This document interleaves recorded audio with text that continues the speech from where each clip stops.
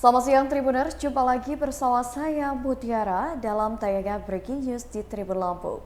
Kami akan menyajikan informasi menarik dan tentunya terpercaya untuk Anda terkait dengan elektabilitas Prabowo Subianto salib elektabilitas Ganjar Pranowo. Dan inilah Breaking News selengkapnya.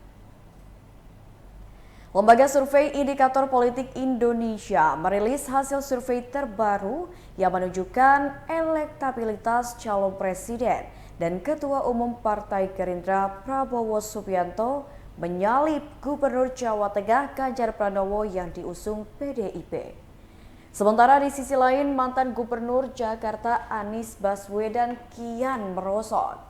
Direktur Eksekutif Indikator Politik Indonesia Burhanuddin Muhtadi mengatakan, dalam simulasi dengan 4 capres, Prabowo kokoh di posisi pertama dengan besaran elektabilitas mencapai 35,2%, Ganjar 33%, dan Anies 19,8%.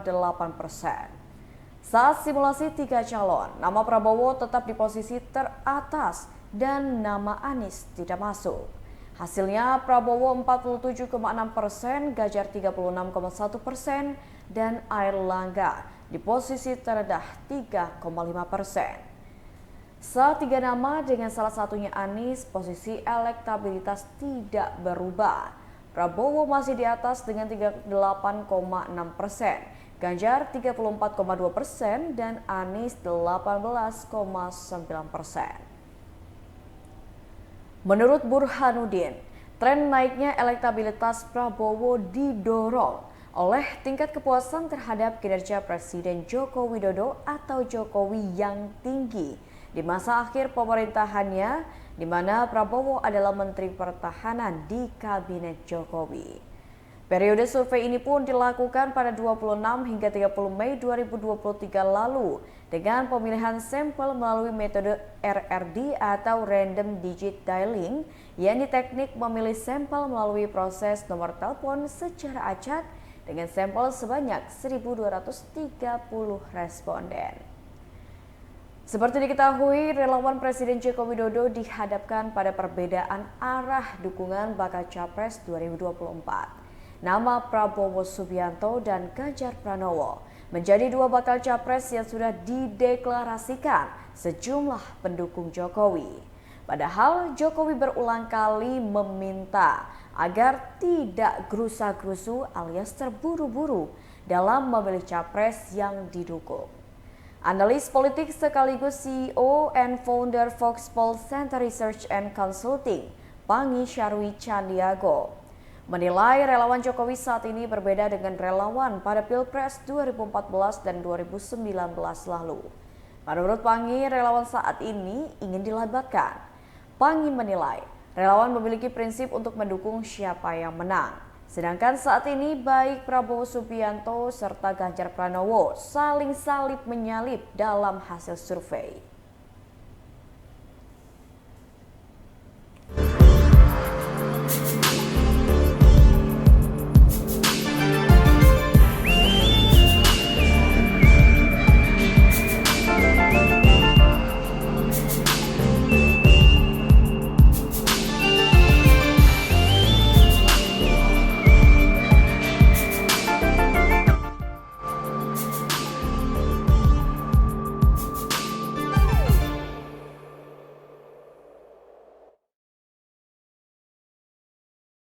Korupsi, kasus hukum murni, tetapi banyak yang bilang bahwa momennya ini terkesan tebang pilih ya, dimana sekarang Nasdem sedang mengusung Anies sebagai capres, tapi tiba-tiba sekjennya yang juga menjabat sebagai menteri ini tiba-tiba tersandung kasus dan langsung ditahan oleh pihak kejaksaan. Jadi meskipun ini kasus hukum murni, tapi tidak bisa dielakkan bahwa ini terkesan bahwa hukum hanya tajam ke oposisi tapi tumpul ke koalisi. Kemudian masih juga soal Nasdem ya, selain partainya, ini juga secara ketuanya, ketua Nasdem yaitu Pak Surya Paloh, kalau kita ikuti ada pemberitaan efek dari pencapresan Anies Baswedan oleh Nasdem. dua bisnis Surya Paloh ini langsung terimbas. Jadi kalau kita lihat beritanya mengenai jasa catering yang sekarang sudah beberapa 30 tahun di Freeport ini terancam diganti. Kemudian juga usaha properti yang senilai 8 triliun ini macet ya, karena kabarnya Pak Surya Paloh tidak mendapat pinjaman dari bank. Lagi-lagi ini dikait-kaitkan dengan efek Nasdem mencalonkan Anies sebagai capres. Nah, dari kasus-kasus partai pendukung Anies tersebut, ini boleh dibilang kalau misalnya salah satu partai pengusungnya akhirnya tidak bisa lagi ikut serta dalam KPP, ini otomatis koalisi perubahan dan persatuan ini tidak mencapai syarat minimum 20%. Jadi Anies ini terhenti karena dia harus terhalang dengan barrier entry ya, kurang dari 20%.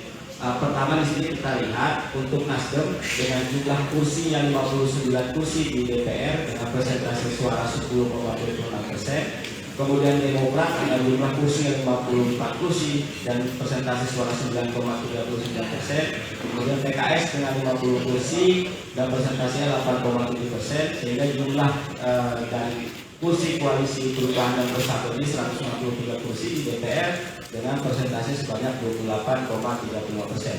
Nah, seandainya Nasdem ini akhirnya menarik diri dari koalisi, otomatis Demokrat dan PKS juga tidak cukup kuotanya untuk mencapai 20%. Begitu juga jika misalnya nanti Demokrat akhirnya versi AHY ini kalah di MA oleh versi Muldoko, ini otomatis Nasdem dan PKS juga masih kurang ya, totalnya ada sekitar 19%, jadi belum mencapai 20%. Lagi jika kondisi ini yang terjadi, maka bisa dibilang Anies akhirnya gagal untuk mendapat tiket capres. Jadi kira-kira latar belakangnya seperti itu, sehingga kami bisa mengandai-andai jika nanti Anies tidak mendapat tiket capres.